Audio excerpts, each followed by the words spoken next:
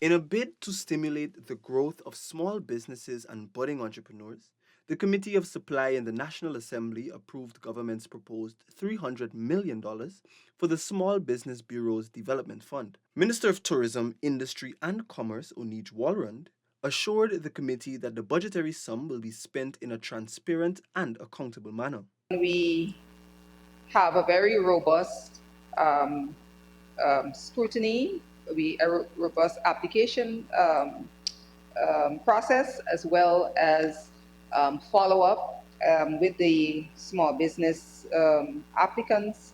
And when they are given their grants, we also continue to do training and developmental training. We have methods of verification. We do site visits before the grants are given. Project proposals are done.